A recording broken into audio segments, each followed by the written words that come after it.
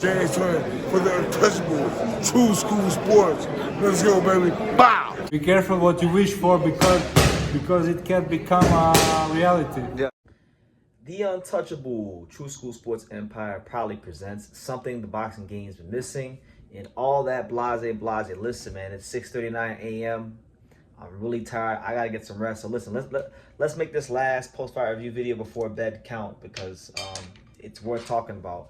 You know, shout out to the fine folks at ProBox TV. They put on a good show last night. You know, I really enjoyed this card from ProBox. I just finished watching it because you know they keep saying it's a slow month for boxing, but not for True School Sports, not for the home of boxing. There's plenty of things in boxing and fights going on to talk about. So that's what we're doing. We're still making world-class boxing content. But nah, there was two fights in this card in particular I wanted to talk about. You had Muhammad Yaqubov, one of the top contenders at 130, taking on William Foster III in a good fight. And then you had also Starling Castillo against Shinard bunch, which for me was probably the fight I was more intrigued about. So we'll start with Yaqubov. You know, Yaqubov is a guy that, you know, this is actually my first time talking about him on video, but I know who he is. I've seen his name before. Surprisingly, I've never seen him fight, but I knew he fought with Shocky Foster years ago when they were on Probellum. I know they had a show in Dubai. I believe it was the undercard for Sonny Edwards versus Mohammed Wasim, if I'm not mistaken. And he lost that fight, you know, and Foster wound up dropping him. But, you know, good fight for him because ever since that loss to Foster, he's been on like was it 1, 2, 3, 4, 5, about a 5-fight winning streak coming into the fight. And he was taking on a guy in William Foster who, Foster's been an enigma. Sometimes, you know, Foster will do things like beat Edwin Los Santos, and then sometimes he loses to guys like Henry LeBron. So, been a very up and down guy. Has wins against, you know, Avery Sparrow and Misael Lopez, and you know, some decent fighters. But the De Los Santos fight is the statement victory of his career because he actually took De Los Santos' own. We know what he went on to do. He went on to knock out Rob Valenzuela and make Shakur Stevenson look very bad on the world level. So, yeah, really interesting fight. You know, Foster is pushing about 5'10", Yaqubov's pushing about 5'5", but Foster's one of his losses was against a guy who had a similar frame to Yaqubov, which was Henry LeBron. Henry LeBron was a shorter southpaw, 5'6", and he was able to out-jab, out-box, and just have his way with Foster. So in this fight, what I thought was the biggest difference for William Foster, or for Yaqubov, I should say, was his feet. I feel like Foster did a great job of, you know, bringing the fight to Yaqubov, and I thought he did a great job when he would throw his right hand. He would get it off the line, and it would land. But Yaqubov's power punching and his feet did a great job in neutralizing that and slowing that down, and I think that was the difference in the fight. Two of the judges scored at 98-92 in favor of Yaqubov. One judge had it a draw, so Yaqubov wins by majority decision. I thought the 98-92 scorecards were much too wide. I thought Foster deserved better fairness on the cards, but I guess the judges really valued Yaqubov coming forward and the power punches and these kind of things. So it's a cold game. Life is cruel sometimes, and it's unfortunate for William Foster. But you know, for Yaqubov, it's a good win because, you know, Yaqubov is knocking on the door of a potential world title shot.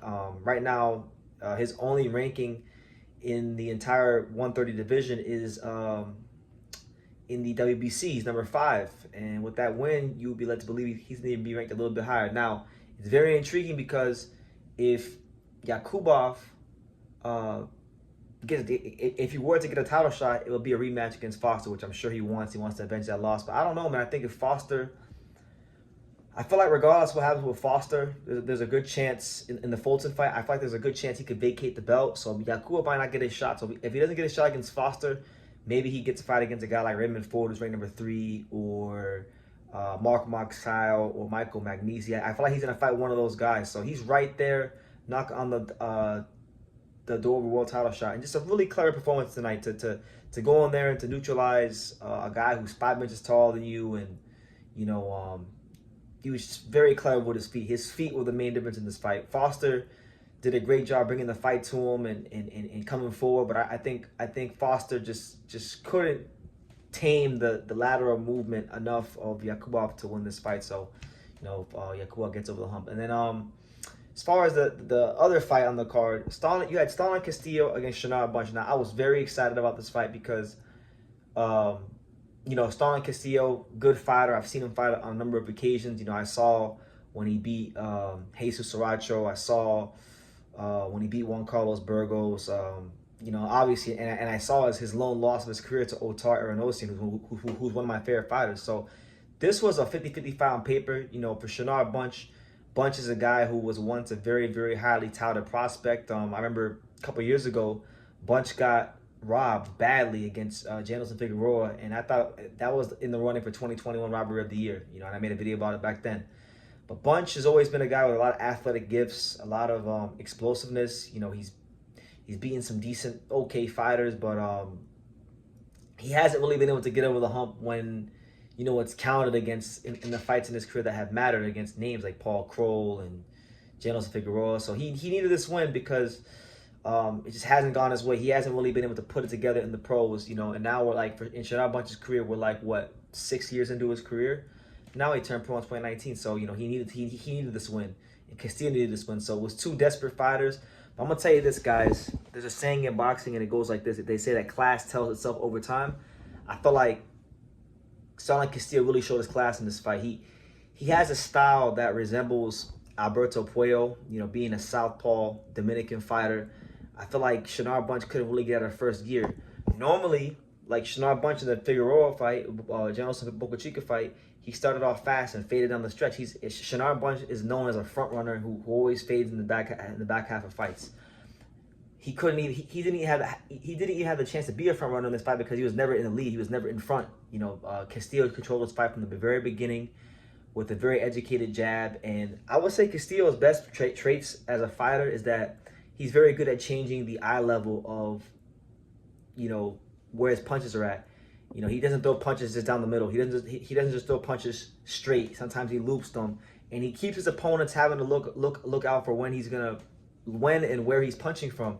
And he's doing it in a very consistent manner, putting a high volume of punches together, and he gives you these slow beatings, right? And that's why Shinard Bunch had swelling on his face, and Shinard Bunch just really couldn't find his footing in the fight. So for me, at this moment in his career, this is definitely the breakout performance in the career of Starling Castillo. And this is a guy in Starling Castillo who's kind of teetering in that top 50 range. He's maybe like a fight or two away from being in the top 20, top 15. So he's going to be in a notable fight. Like, he's going to be fighting a name soon, because if you look at the BoxRec rankings, he's not ranked in any of the top 15. But he's number 53 on BoxRec. And if you look at some of the names ranked in and around him, at 51, you got Shojahan Ergashed. At 57, you got Nahir Albright, who just beat Kelvin Davis. If you go a little further up, you got Gustavo Lemos, who's, number 46. You got Kenneth Sims Jr., who's 50. You got George Campos, who's 47. If you go a little bit higher, you got guys like Emiliano Vargas at 37 and Henry Cedeno at 38. So there's plenty of options for Castillo. And I think, he's going to be involved with a name soon that people know, and that's a bigger name, and he'll get his chance to really progress himself on the world level. So to me, I thought he gave Shinard Bunch a straight boxing lesson tonight, and Shinard Bunch really has to go to the drawing board because he ran out of answers there tonight, and he ran out of them pretty quickly. So it's been an underwhelming. It's been Shinard Bunch hasn't been able to get it done when it's counted in the pros, and he's still 6 years in, so he can figure it out, but he better figure it out soon because he's already got 3 losses. So I'll leave it at that. But yeah, that's pretty much what I wanted to talk about. We had guys like Marcus Valle on the card. He blasted through his opponent pretty easily. Who else fought on the card? There was him. Oh, I got it right here. I'm like half asleep. Who else on the card? Yeah, Marcus Valle went ahead. He won.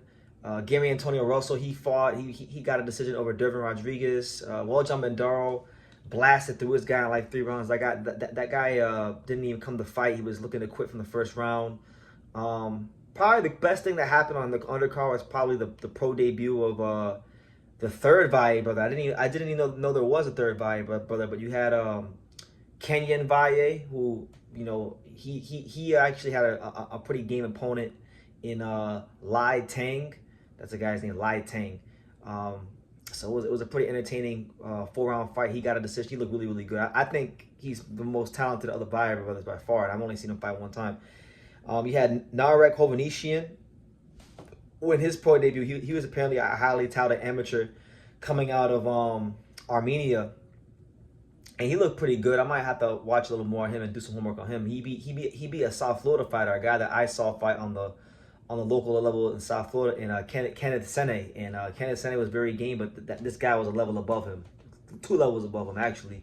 So yeah, pretty good card for Pro Box, pretty standard stuff, you know, solid Pro Box cards. So yeah, shout out to Starling Castillo, shout out to Yaqubov. They did their things in very important fights in their careers, and have progressed themselves very much so on the world level. So leave your comments down below. Make sure you guys take the time to subscribe. And like I say in every single one of these videos, you can love me or you can hate me, but I'm just a kid from Dania. So until next time, take care, guys. Thank you for watching another video on the untouchable True School Sports Empire. For more great boxing content just like this, make sure you guys stay tuned and subscribe. You won't be disappointed.